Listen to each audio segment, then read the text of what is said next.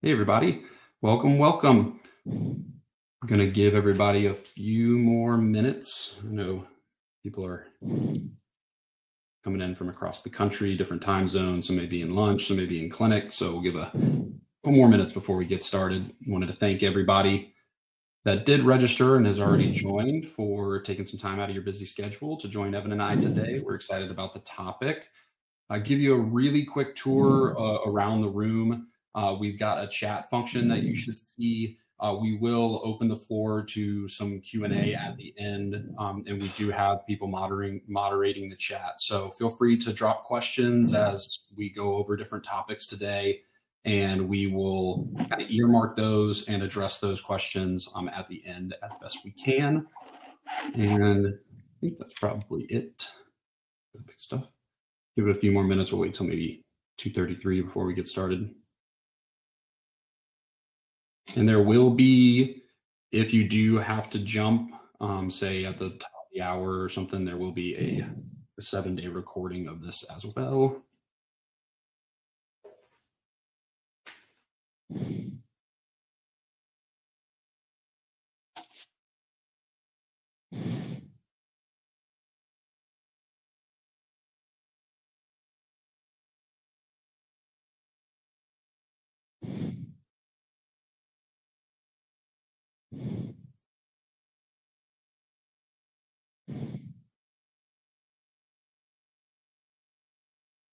All right, got more people joining. Again, thank you for joining us today. Taking a couple minutes out of your busy schedule. We'll get started here in just a minute or two. Wanted to give everybody a few more minutes to join. If you are just joining, there's a chat. We will be moderating that chat. So as we go through, if there is a question that comes up that you'd like maybe a little bit more clarity on, Evan and I will be doing a little bit of a live Q&A at the end.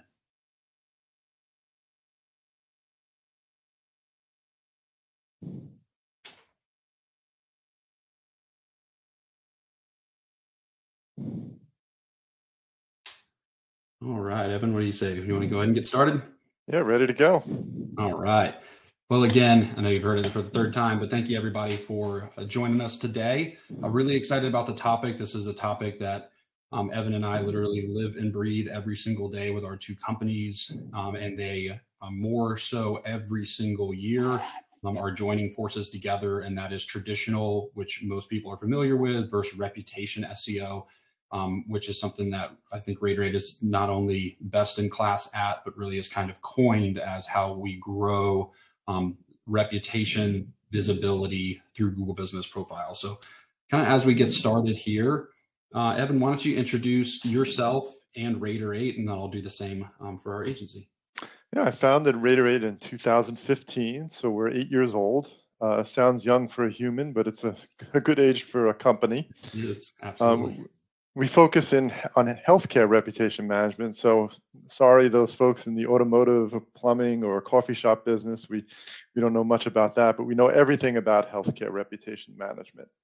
And what we do is we interface with your EMR and your PM system and automatically send surveys and review requests out to patients, and then have an intelligent AI algorithm that will actually route patients to the review site that needs the review the most at the particular moment the patient's ready to leave a review, thus increasing your reputation SEO. And we'll get into the details on how that magic happens. But that's a little bit of an overview of Rater8. Excellent. My name is Justin Knott. I am the CEO and one of the founders of Entropy Healthcare Marketing. We are a full-service digital marketing agency that exclusively focuses on working with private medical practices. We spend a lot of time in the surgical space, and our primary focuses are on patient retention and patient acquisition. And we have been fortunate enough to work a lot with Rater8 over the years. They are one of our go-to referrals when somebody is in need of reputation stuff. And so I'm really excited about the topic that we have at hand today. All right, so jumping kind of right in, why is online reputation important? Most people have heard it, but Evan, walk through some of these statistics because they've probably seen them, but these have even grown as they're like getting closer and closer to 100% across the board. But walk through some of the why reputation is so critical in healthcare. Yeah, so these stats come from Health Grades. We'll reference the source of all the statistics. And I like to say, you know, you look at these percentages, 90% of patients evaluate physicians with online reviews. 80% trust reviews as much as a recommendation from a friend or a family member, and 77% of patients use online reviews as the first step of researching and finding a new doctor. So healthcare grades is in the review business. Even if you cut these numbers in a half or a third, it's still a lot, right? Like if 90% was 40 or 50%, that's half the patients are looking online at least, and it's much higher. I do it myself. My wife does it. My friends do it. We have a relative in Scranton, Pennsylvania, where no doctors are doing anything, and this is an elderly person, and they need a doctor, and we don't even know who to use, right? Like if it was just one doctor in the market that had good reviews, that doctor would get all their business. So patients are using these reviews. More and more they're using it, and I think Google especially has pervaded the internet. The search of businesses near you. So every time you look for some sort of doctor near me, or look for a name of a doctor, you see it right on your mobile, right on the first page of the Google profile. You see it right on the browser on the top right. It's almost like an online billboard. You really can't miss Google reviews when searching online. So it's just taken on a lot of importance over the years, and that's what we're mostly going to focus on today, is Google and their algorithms. Yeah, so define, I used that term at the start, this concept of reputation SEO, especially as you just mentioned, it's becoming really the primary focus when it comes to like local search experience. As you said, it's the billboard that you see when you're looking for a provider, and the reputation and its influence over that. Right. So, we're all used to regular standard SEO. Justin, you're an expert at that. Putting tags and keywords and content in your website, giving your website more authority, and that helps have your website and your pages come up high in search. But you also want your Google listings coming up high in search, especially the local searches or category searches. Patient says best knee replacement surgeon near me. You got to show up there, right? You don't want your competitors showing up. So how do you use online reviews and online reputation to maximize the chance that Google's algorithms are going to promote your practice when these searches occur over your competitors? Absolutely. And then this is where I think really the rubber meets the road, is the combination of the two, which is I think why this topic is so interesting. Is there's usually presentations done kind of on, this is how you rank for the top of a keyword for your website, or this is how you increase your visibility on Google business profiles. But it's so much more than that when you move past how do these things, how do they marry together and work together? And this I think is really powerful in terms of contextual keywords inside of reviews. And this has become even more prominent, where before there was kind of a blend between this screenshot that you see here on the right and those bolded or highlighted keywords inside of reviews. But there was also another subset of like their website mentions, which is really all but gone. And that doesn't diminish the importance of content, which is one of the things we'll talk about today. But you can see here, you do a search for anything. If you're looking for a specific condition or treatment near you, if you're looking for a specialist near you, you're going to see all of this pulled out automatically by Google. And that's so this was actually a search. You could do it on your own computer. Oh yeah, at your office. Just that you type in best dermatologist near Edison, New Jersey. So this is exactly what came up on our screens. Yep, and this will be time and again. I was doing it while we were prepping for this too, looking for all different types of treatments and specialists.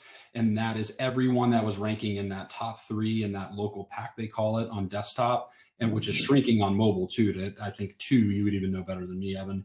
It's critically important that not only do you have a lot of reviews, but the content inside of those reviews is really going to lead the way in you ranking for specific treatment and conditions. So we just go back to something, a salient point. So this search was not dermatologist near me, that would work, but search for best dermatologist near me. So what did Google show in their results? First, they already filtered 4.0 star rating. See on the top there, the 4.0 plus rating, there's a filter. So if you have a listing or a doctor that's 3.9 or below, you're not going to show up, 0% chance. Also, like Justin mentioned, Google is scraping or crawling through the comments that the patients leave. And look how they matched this doctor, Metropolitan Dermatology. They have 85 reviews, and someone wrote, "Great doctor." Or the one below, they have 339 reviews, and someone said they're the best dermatologist. And the wonderful doctor is Dr. Paul. So you could see how Google's taking your best, crawling through the comments and trying to match what you're looking for with the comments, right? So that's why it's so important to get a lot of content, a lot of patient comments. So when a patient says is searching for best knee replacement doctor near me, Google's actually going to promote the listings where patients are typing in, "Oh, I went to this doctor and had a great knee replacement." You have a much more higher probability of coming up here and promoting your listings and for your doctors in practice over your competitors. So that's just the importance of content and lots of reviews and lots of words that are input into these Google listings by patients. Absolutely. Yeah, I was just doing one right before, and I searched for like ACL repair near me, and that was just to your point. The first comment was a bolded, "I had an ACL repair here a few years ago," and they were ranking #1 because of it. And it didn't even have to have more reviews than the other. It's just that important, the context and the content inside of those reviews. Mm-hmm.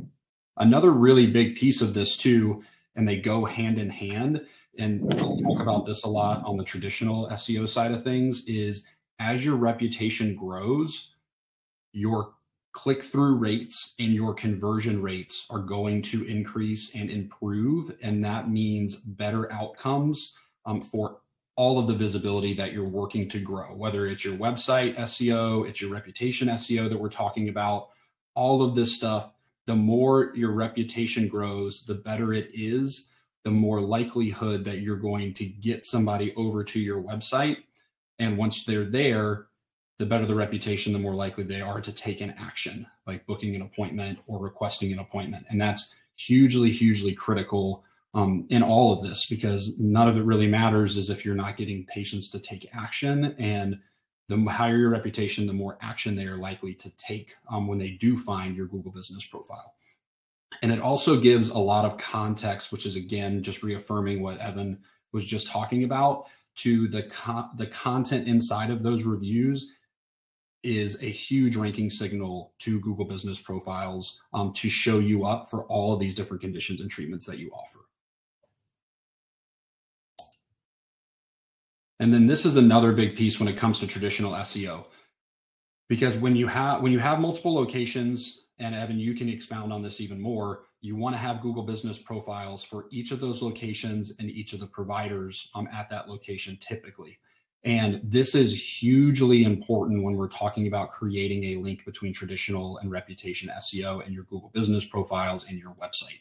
Is if you're a multi-location group that is listening here today, you need to have individual location pages for each of your primary main locations. That's really what's going to drive a near me search. And without getting too into the weeds, is you can't go to a treatment page and optimize it for 8 locations that you're in.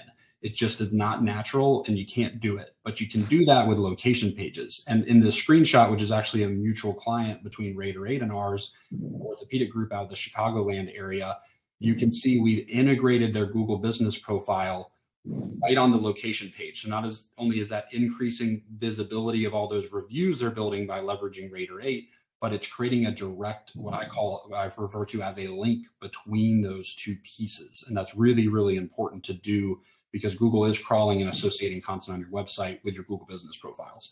And then the location page, obviously, it also allows you, as you see in that second bullet point, to focus everything on that geographical area. For in this use case, say orthopedic clinic in Austin, which again, you can't do if you have a ton of different locations that are through a large geographical or regional area as you grow.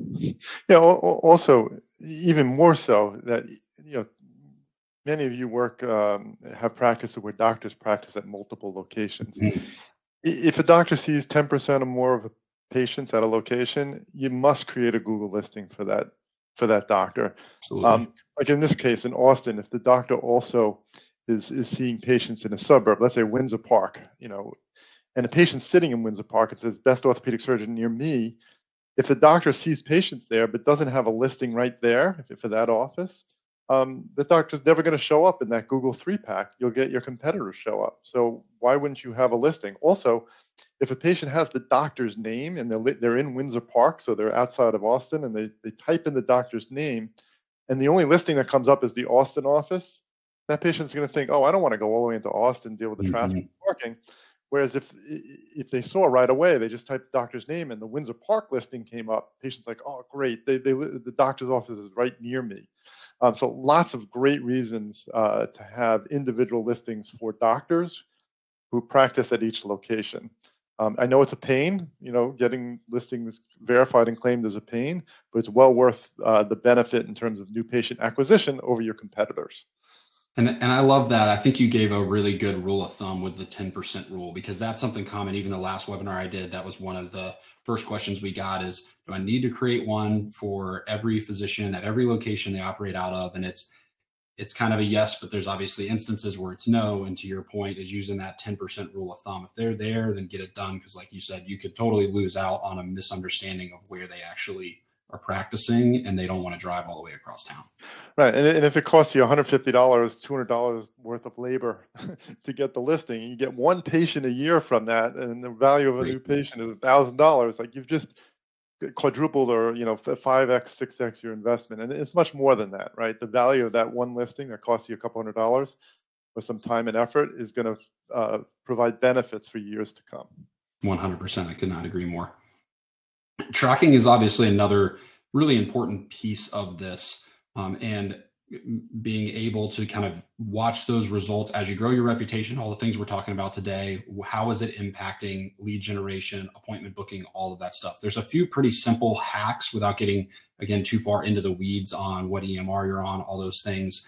First and foremost, don't forget in terms of the other review sites, a lot of them have lost some of their prominence and their luster as they've been kind of pushed down SERP results. But it's still really critically important to make sure that you are managing those, spreading reviews around, which Evan, you can talk even more, because it's one of the beautiful things about your platform is you want to make sure you do have some balance on these other ones, because they do send ranking signals to Google and will actually help increase rankings of your Google business profile if you have all that NAP, name, address, phone number information uniform, and you have a solid reputation on those, because they do still come up very high in SERPs, especially for physician-based searches. A really simple is the use of UTMs. If you're not sure what UTMs are, you can just search like UTMs online. It's basically the additional stuff that you'll see at the end of a URL, and it's how you track things through like Google Analytics 4. And so what we do for clients is we just have a very simple template with some specific naming conventions, so we can add a UTM to every Google business profile that the practice has. And then we can really easily in the campaigns area of GA4, just see all of that traffic that's coming in. And again, just do comparative benchmarking analysis. Like, where were we before we started growing reputation or we started doing website SEO work, and where are we now? And be able to separate it out between what kind of the catch-all organic search term and what's happening specifically on your Google business profiles, which is really important to be able to tell the difference between. Another really easy one is call tracking. There's a ton of different call tracking platforms that are out there. We lean on CallRail for all of our clients, but if you get a static tracking number, then you can, Google has done a better job of allowing a larger window of time to be able to see the number of calls that you're getting in terms of interactions on your profiles, but it's not going to give you granular data like the phone number the person called from, the length of the call, all that information. So again, you can do benchmarking and watch the growth. And that's a really simple, very, very inexpensive way to get more visibility into the cause and effect of all the stuff that Evan and I are talking about today. You got anything else to add there, Evan? No, covered it well. All right, so now let's talk about the role of Google in reputation and search. And this is a really powerful case study actually of one of your clients, Evan. So I'd love you to kind of go through that cause and effect that I was just talking about of the visibility and all of the other interactions on Google Business Profiles as a result of the growth that they had in their reputation. Right. So by dint of doing all of what we discussed, having the listings for each doctor office combination, getting a lot of reviews, a lot of content in each review for Google to digest. When you do all that, you have a much higher probability of showing up in this 3-pack right on your screen.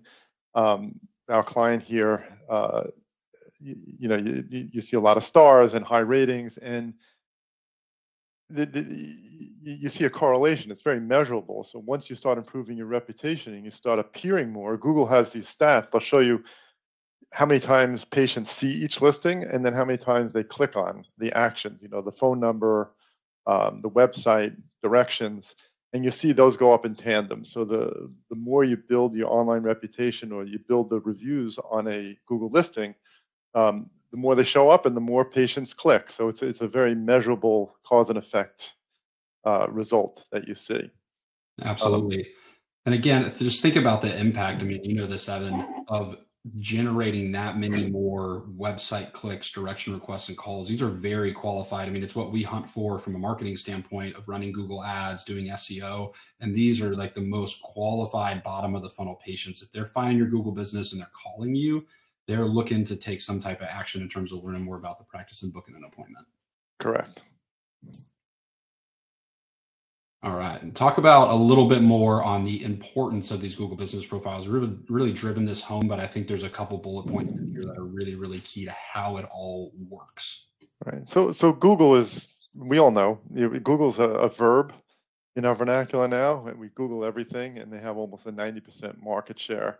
It's the default search engine on, obviously Android, because that's owned by Google, and every iPhone. So they have just a tremendous market share. It makes it real easy for patients to find you, right? In Google, just going your mobile, especially on mobile, just going your mobile phone and type your business name or one of your doctors. You just see how easy Google makes it. Pulls up the doctor's profile, the nice big buttons that say website, directions, call. It's so easy. So I actually have contacts, in my iPhone. When I go to a business, I just go to Google and I type the business there. That's my contact directory. Mm-hmm. Like why do I don't even bother maintaining my contact list. Google maintains it for me. So, and when a patient searches for your doctor or your practice, do you want them to see 3.8 stars and 62 reviews? Like, no, right? Like, patients are thinking, maybe I'm not in the right place. Nobody likes this practice. So it's just so important. And Google has made it so easy for you to use them as your contact management software. These local search results, when I search for best knee surgeon near me, or best dermatologist near me, or internal medicine doctor near me, I mean, obviously it's got to be relevant, right? If I'm searching for an internal medicine doctor, Google knows that, and they'll display internal medicine doctors. Distance is very important, right? Google knows where you're sitting within a mile or two, where your ISP is. So obviously, the closer you are, the more likely Google is to promote that listing. And I think something that Justin's going to talk about right now is prominence. So you think they're not related, but really your local searches is also tied into your website authority. So the more authority and the more respected, and again, Justin, you could speak about this, but the more respected your website is, the more chance that Google is going to promote the listings that belong to your practice. Absolutely. And again, this is why the topic of the day, traditional versus reputation and how they blend together, that prominence, like Evan just talked about, it really is piggybacked on reputation, but there's also a critical element of this, which is the website side, which is kind of where we come in and focusing on content. And I kind of use this example here, but as Google crawls your website, it correlates it actually back to your Google business profile. So it's really important that not only you work to increase your domain authority, but you're expanding on the topics of focus on your website. And that's what I kind of mentioned in the second bullet point is you need to be constantly creating new conditions and treatments pages because your Google business profile will be correlated to that new page that's introduced. Like in this example, I have a carpal tunnel syndrome one. You're going to struggle more than likely without a page mentioning and talking about carpal tunnel syndrome to have your Google business profile regardless of reputation, come up in that search, because Google will not be able to relate your Google business profile to the fact that you provide that conditioner treatment on your website. And I've got 2 screenshots here, and this is straight out of the Google support pages on how they pull Google business profile information, such as crawled web content on the left, and then on the right, relating directly to prominence that we were talking about on the last page, is links, articles, and directories. So all the other directories that we talked about earlier, but links and articles, which is directly referring to the content on your website, the links back to that, and the authority related to your website. So the more you grow that stuff, the more visibility you're going to be able to pull in for other conditions and treatments. And then thusly, the more people you're going to be able to get to your website, calling, asking for directions, all of that type of stuff. But none of this really matters if you don't have your Google business profiles optimized. So Evan, walk us through kind of the 101s that matter the most when you're optimizing a Google business profile. Yeah, it's painful to claim an existing listing. It's kind of like herding cats, but once you have control, if you wrested control of the listing, you want to upload a high quality, let's say to your building, or especially for the doctors, you want to do the headshot photos. Sometimes it's a bit of a crapshoot, right? You pull up the listing and Google will take a picture of your exam room or something. That's always fun. But a way around that, or the best way to handle that, is to take the 14 megabyte professional headshot, high resolution, upload that, and then Google kind of sees that as a high resolution picture, and they're more likely to use that as the profile picture on the listing. You get 750 characters for a business description. It's just more keyword opportunities, especially if a doctor is a subspecialist. You want to mention the knee surgeries, let's say, or total joints, or the hand to shoulder, or the Mohs surgery if you're a dermatologist. You want to mention those things.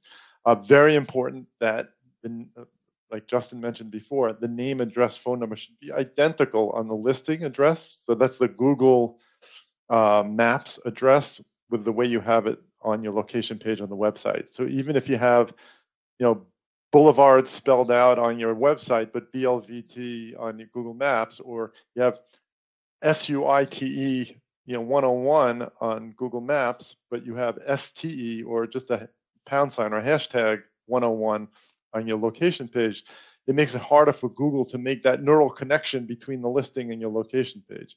So you want to have that neural connection, and you want to make sure that the name, address, and phone numbers are identical. There's categories and subcategories. I love subcategories. Having family members who are vegetarian and vegan, I could type in vegan restaurant near me, which will pull up the vegetarian restaurants. But how does Google know that they also have vegan? It's because there are subcategories. So you could have, if it's an Italian restaurant that has vegetarian options, you want to be, I'm an Italian restaurant vegetarian. So if you're a doctor's office, a orthopedic surgeon who does hand surgery, you want to have both,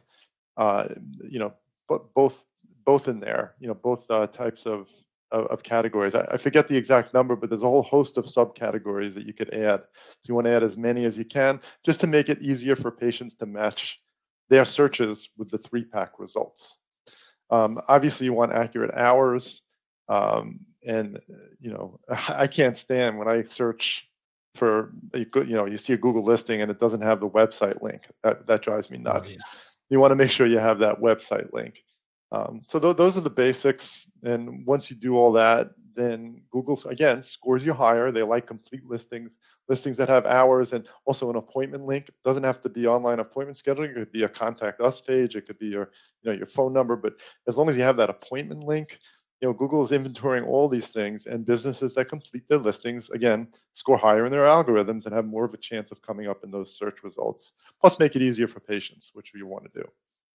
I could not agree more. Yeah, the category thing is always the biggest red flag whenever you do an audit and it's, say, like an orthopedic surgeon and they're listed as doctor. It basically, like, I cannot stress enough, it absolutely cuts your legs out from under you. You will never be able to compete. Category is wrong. That is just an absolute must that cannot be ignored. But we see it time and again. All right, so walk us through the optimized versus not. Yeah, this is an example. So there's that beautiful photo that came from the headshot on the right side. is just a street pic. Sometimes you actually get a dumpster in one of those pictures, you know, the side of a I always building. love the side street one. I was going to bring that up. Yeah, that's always great one with a provider. You don't want that. You also see the website link. The one on the right doesn't have that website link.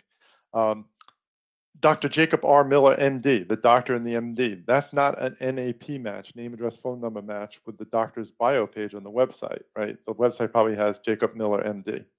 So you want that to be exact. That's the N in NAP. Lots of reviews versus no reviews. So if I'm a patient, I feel totally confident with this doctor on the left. The one on the right, I don't have confidence. I might go see this doctor, but I don't have confidence because there's no social proof here. I just got a name from a friend or a primary care provider. I have a number of names. Why should I choose this doctor? Also, he's a surgeon.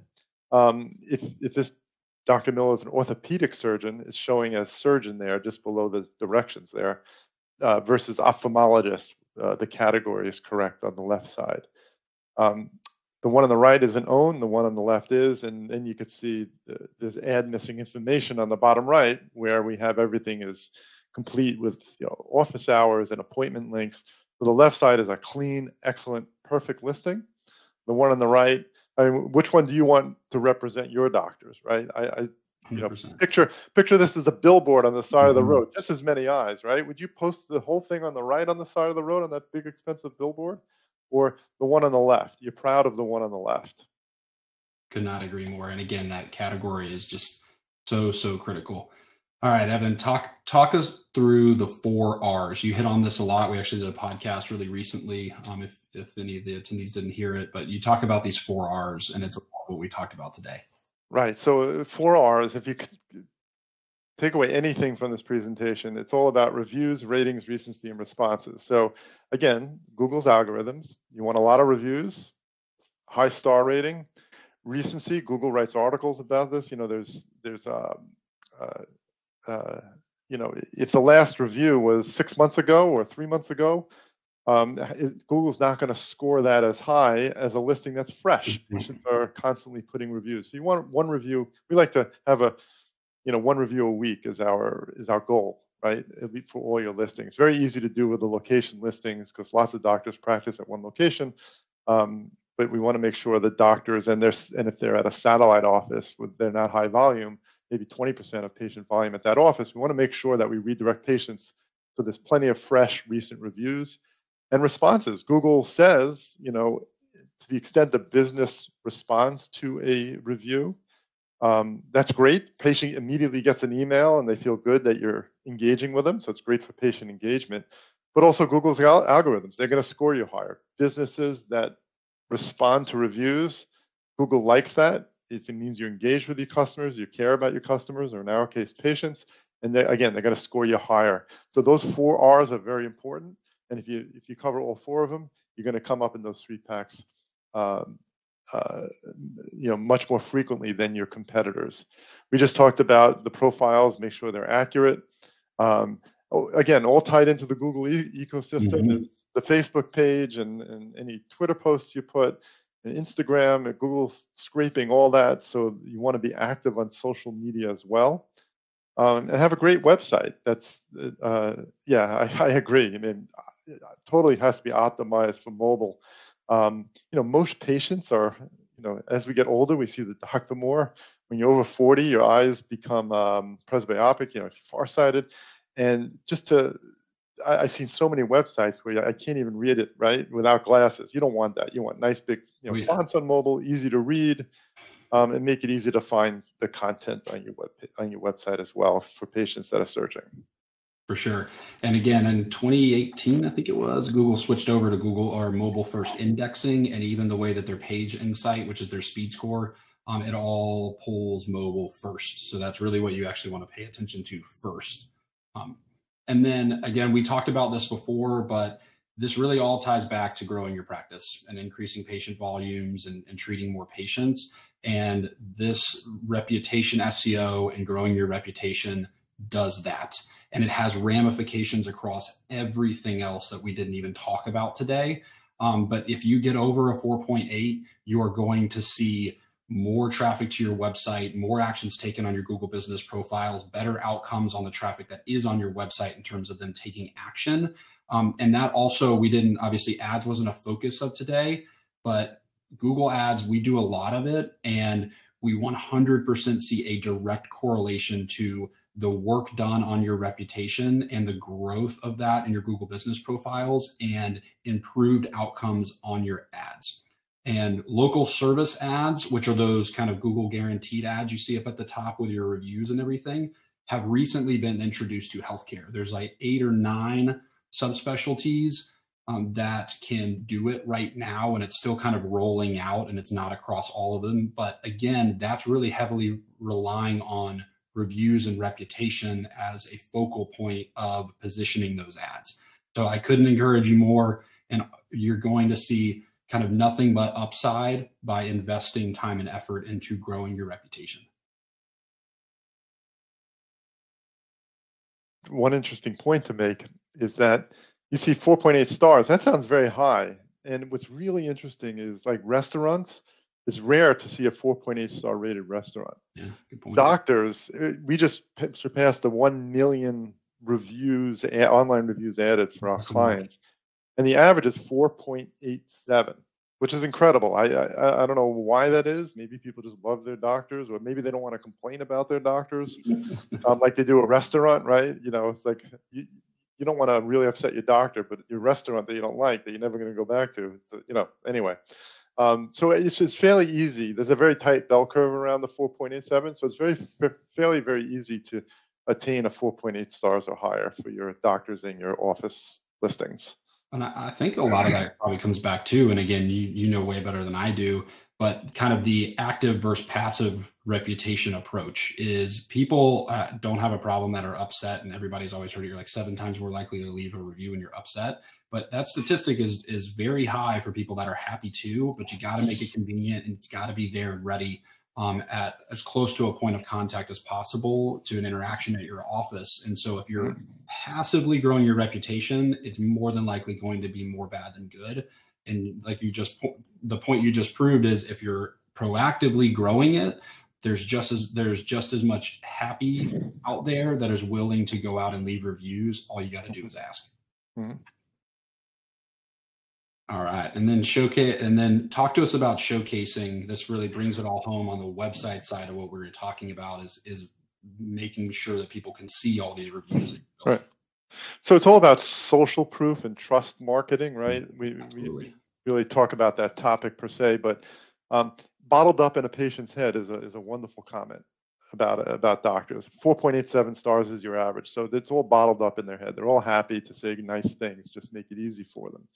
But the trick is, what do you do once they post a comment? What do you do with that comment? So obviously, here's an example of one of our clients. We have an automated, called Rater8 Social, that automatically takes testimonial grade comments and publishes it to their Facebook page. We also have a verified reviews page. You see on the bottom left, you search for this Dr. Rudbean, and he has 401 votes. It says 401 reviews, 4.9 stars. So that's a page that has all the hundreds of patients to review. So you showcase the patient's voice there. You go to a doctor's bio page on the right, you have a little badge that shows their star rating, 1,600 ratings and 4.9 stars, and then a testimonials widget. Why not showcase what patients say, select or curate the best of the best? So we curate the best of the best by we sentiment score every comment. So any comment that has a very high sentiment score that's over 100 characters, so it's not like great doc, that's 10 characters. It's something longer and more robust, and also has a 5-star rating associated with it. We promote that testimonial widget, so we showcase the great things patients are saying in these comments, because they have such a high sentiment score. They have all these superlatives laced in, throughout them, is to showcase them on the website. So there's lots of different places you could showcase the patient's voice, and of course on the rating site themselves, Google Health Grade Vitals, WebMD. So by just republishing and showcasing the voice all over the place, you're taking these great comments and creating trust with your prospective patients, and which leads to more booked appointments. And we love using them in ads too. I mean, it's probably one of the most effective still graphics is just carousels of verified patient testimonials on whatever it is that you're promoting from an advertising standpoint. It's really, really huge there. Again, all coming back to social proof. Mm-hmm. All right. So that's pretty much it. I know we went a little bit over time, but we can open the floor to questions. If there are any questions out there, again, thank you everybody for coming today. There will be a live webinar or a webinar replay that will be sent shortly after and will be available for a week too. So yeah, we'll hang it around for just a second from chat. Thank you, Stephanie. Thank you for coming, and I'm glad you found it informative.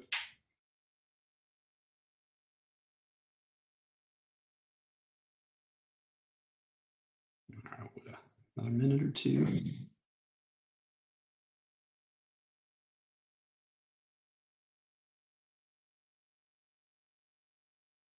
Must have covered the topic pretty well, Evan. All right, so it looks like we don't have any questions. So, well, before we wrap up, Evan, thank you so much for coming on and joining and talking about your area of expertise. I really appreciate it. It looks like everybody there that's leaving comments that it was very informative. Thank you, Evan. All right, thank you. All right, you guys have a great rest of your week.